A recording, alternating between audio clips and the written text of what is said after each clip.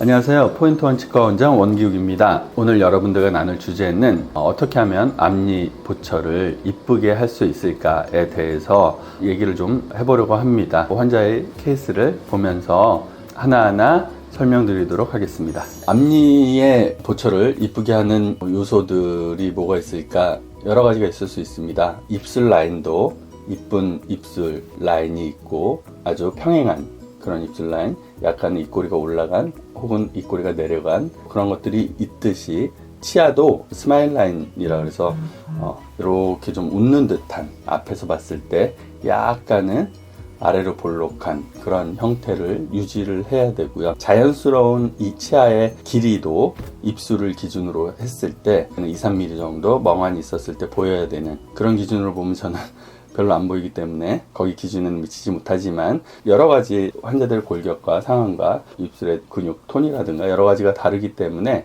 딱 지켜줄 수는 없지만, 또 거기에 영향을 미치는 것들이 아래 치아의 정출도라든가 윗니 아랫니에 덮고 있는 그런 정도라든가, 그 다음에 뭐 남자와 여자에 따라서 치아의 모양이 또 달라질 수 있고, 어떻게 본을 뜨느냐에 따라서도 만들어지는 보철물이 좌우될 수 있습니다. 치아를 부분적으로 앞니만 부분 트레이로 인상을 뜨는 경우에는 어금니까지의 인기가 안 되기 때문에 기공소에 가서 앞니 부분의 뽐만 가지고 상상해서 만들어야 되기 때문에 거기서 발생되는 또 오차가 있을 수 있고, 치과 의사와 기공사와의 소통의 문제 때문에 보철물이 이상해지는 경우도 있습니다. 여러 가지 거기에 영향을 미칠 수 있는 것이 항상 다른 문제에도 관여되지만 교합적인 문제도 앞니의 길이를 제한시킬 수도 있는 그런 요소이기도 합니다. 환자의 사진을 보면서 다시 얘기를 나누도록 하겠습니다. 환자의 처음 파노라마 사진인데,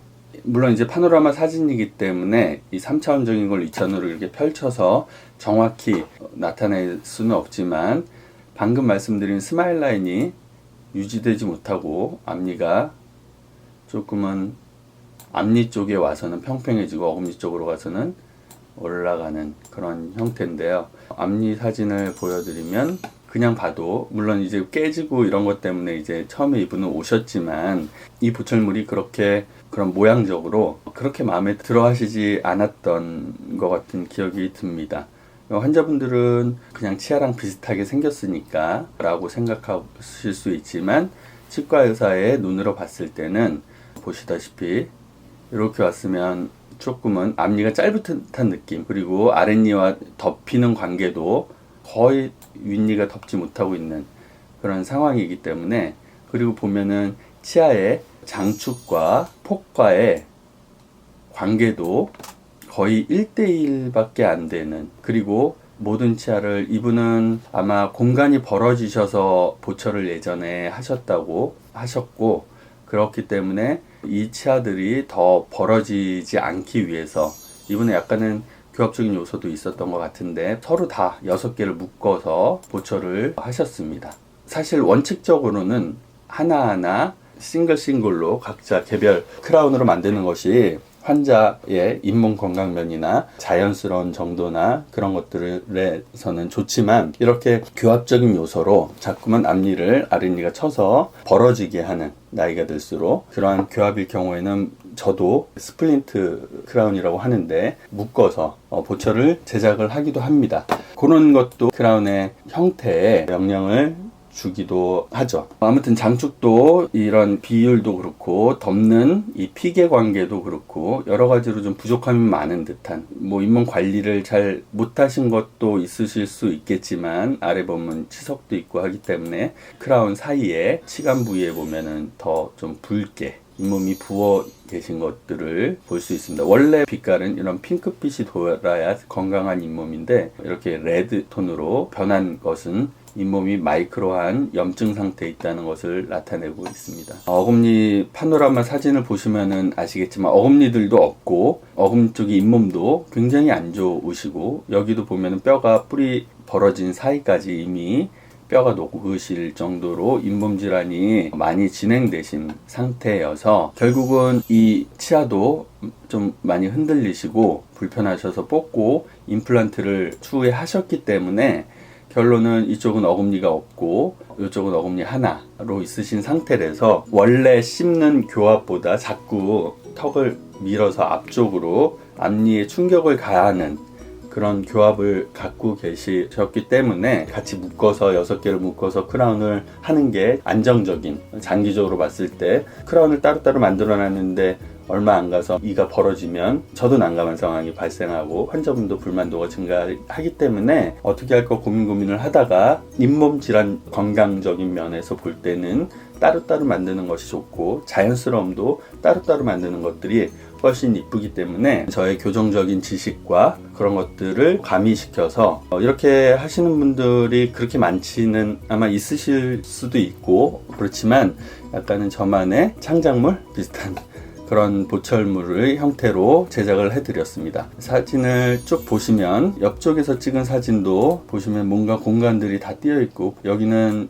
아까 말씀드린 대로 옆에서 덮는 피개도가 전혀 없는 그런 교합을 갖고 계시고 다 묶여 있는 모습들을 보실 수가 있습니다. 여기는 깨져 있고, 이 깨진 것 때문에 이제 다시 하시기를 원하셨던 이유인데, 여기는 보면 잇몸이 굉장히 많이 내려가 있고 붉게 역시나 염증이 있다는 것을 나타내는 잇몸의 그런 색깔을 보실 수가 있습니다. 다시 이쪽 안 좋은 쪽에 잇몸 모양을 보여드린 거고, 여기 굉장히 붉고 여기도 뭔가 움푹 들어간 듯 하면서 이쪽 뼈가 결국은 다 녹은 겁니다. 이쪽 뿌리 쪽에. 그래서 발치를 결정을 하시게 됐고, 치아를 깎고 치아 색깔을 맞춰보는 그런 과정입니다.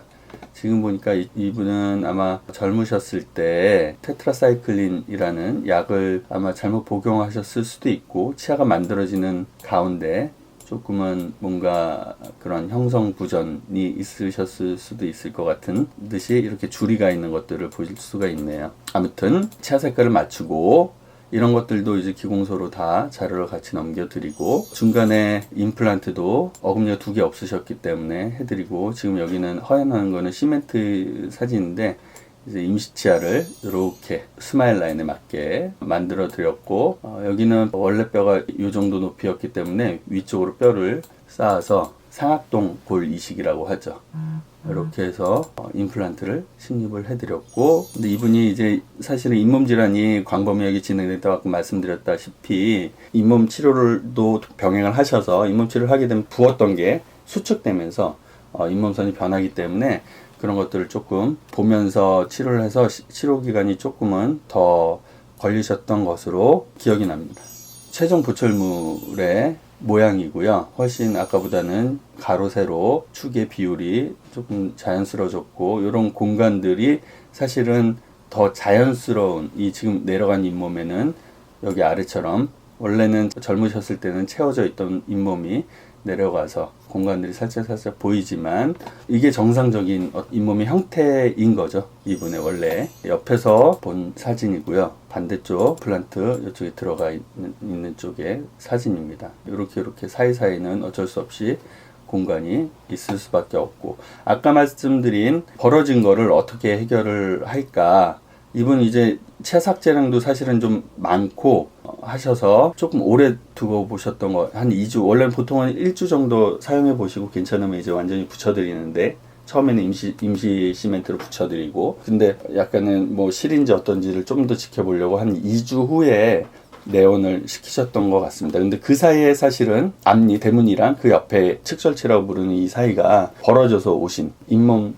결국은 뿔을 잡고 있는 치조골의 양도 적고 해서 치아도 정상 동료도보다는 조금 더 흔들리는 정도고, 교합이적인 요소로 어금니도 없으시기 때문에 자꾸 앞쪽으로 예전에 이렇게 내밀어서 무시는 그런 습관적인 교합을 갖고 계셔서, 그것을 또 이제 환자분에게 교육을 통해서 다시 정상적인 교합으로 바꾸는 노력을 하시는 중에 있으셨고, 그래야 습관적인 교합에서 정상적인 교합으로 바꾸면서 어금니도 다시 만들어질 거기 때문에 그 정상적인 교합에 맞춰서 임플란트 어금니를 할 수 있기 때문에 그런 과정이 있으셨습니다. 그래서 이렇게 벌어지지 않기 위해서 제가 생각해냈던 것은 이 와이어를 뒤쪽에 붙이는, 근데 사실 이 지르코니아 제제는 레진이랑 붙지가 않습니다. 그래서 고안한 방법이 이제 옆에서 이 크라운을 보면 여기에 요철을 이런 식으로 만들어서 레진이 붙지 못하기 때문에 어떤 물리적인 이런 형태를 크라운에 부여를 하고, 이것을 또한 기공소와 서로 커뮤니케이션을 통해서 제작을 해서 요철 위에다가 와이어가 지나가게 이렇게 해서 레진으로 하면, 이 겉에 있는 붙어있는 레진이 지르코니아는 붙진 않지만 이 물리적인 요철에 의해서 유지될 수 있게끔 해서 이렇게 이 간격이 벌어지지 않도록 앞니로 자꾸 가해지는 힘을 서로 부목처럼 서로 협력하여 벌어지지 않게 하는 이런 형태로 보철물을 최종 제작해 드렸습니다. 처음 사진, 파이널 사진 그냥 보시더라도 아마 달라진 것을, 뭐 전문적인 지식이 없더라도 훨씬 더 자연스러워지신 것을 보실 수가 있으시리라고 생각이 듭니다. 옆모습이고요. 처음 사진이고, 처음 사진 이렇게 뭔가 답답하죠. 잇몸이 다 막혀있기 때문에. 근데 이런 사이사이 원래 치아의 형태도 재건하고 이럼으로써 잇몸 건강에도 훨씬 더 기여할 수 있는 그러한 보철물이 제작이 되었습니다. 앞니 보철 어떻게 하면 이쁘게 할 수 있을까? 바로 생각나는 대로 여러분들께 저만의 썰을 풀어봤는데 어떻게 보셨는지 모르겠습니다. 저도 뭐 물론 부족한 부분이 아직까지 많고, 저보다 고수인 분들이 볼 때는 아직도 가야 할 길이 있겠지만, 항상 새로운 것을 생각하고 또 노력하고 최선을 다하려고 열심히 공부하는 포인트 원치과 원장 원기욱이었습니다. 감사합니다.